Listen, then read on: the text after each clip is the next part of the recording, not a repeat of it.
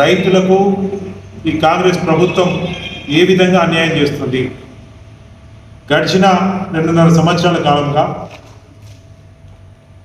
ఎంత కోసం ఉంచుకుంటుంది?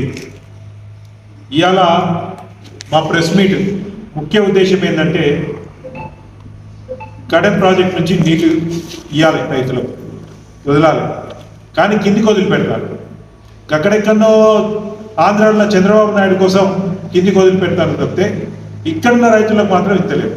పోనీ ఏమైనా తక్కువనే నీళ్ళు లేదు, బరాబర్ 10 రోజుల కింద నిండు ఉన్నది, ఇవాడు కూడా అట్లే ఉన్నది.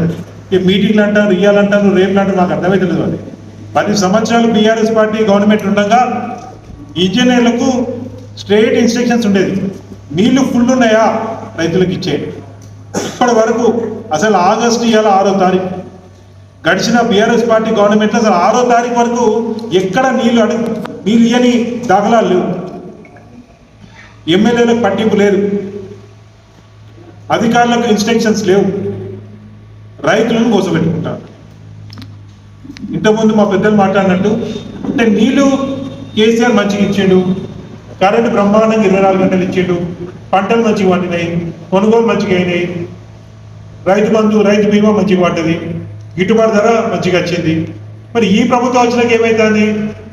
పంటను చూస్తే, వడ్లను చూస్తే భయం అవుతుంది వాళ్ళకు. ఎట్లా కొనాలి?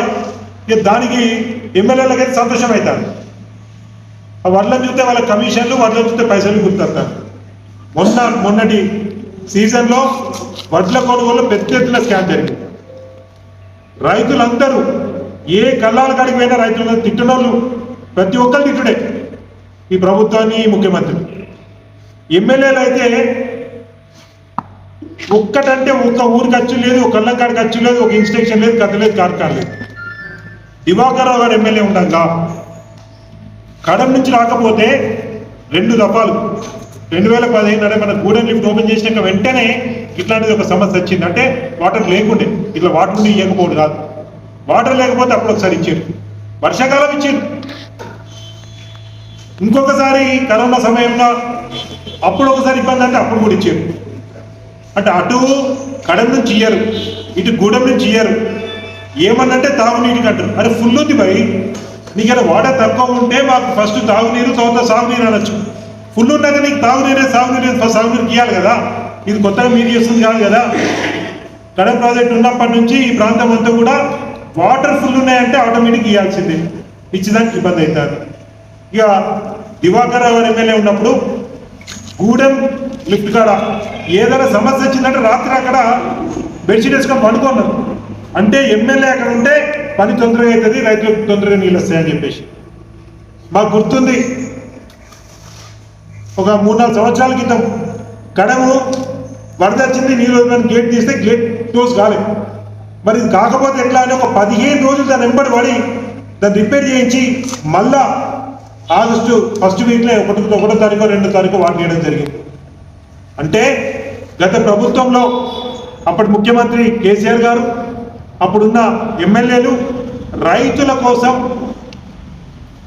అహర్నిశలు వాళ్ళకి నీళ్ళు ఇచ్చేదానికి అధికారులు వెంబడి పడేవారు, పైన అధికారులు కూడా సమాచారం ఇచ్చేవారు, ఎప్పటికప్పుడు మాట్లాడేవారు.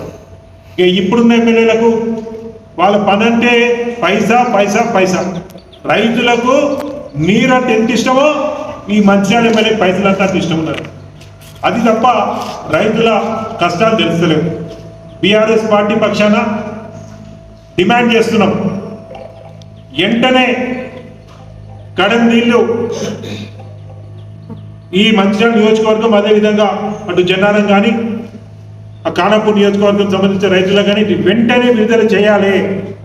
చెయ్యకపోతే 48 గంటల తర్వాత, శుక్రవారం శనివారం అయిన తర్వాత ఆదివారం రోజు బీఆర్ఎస్ పార్టీ తరఫున అటు హాజీపూర్ నుంచి ఇటు తాళ్ళపేట వరకు పాదయాత్ర చేసి రైతులతో పాటు ప్రభుత్వానికి వాళ్ళు అనుసరిస్తున్న ఈ మొండి వైఖరికి నిరసనగా పాదయాత్ర చేసి మేము రైతుల పక్షాన ఈ బీఆర్ఎస్ పార్టీ నిలబడతానే విషయాన్ని కూడా తెలియజేస్తున్నాం.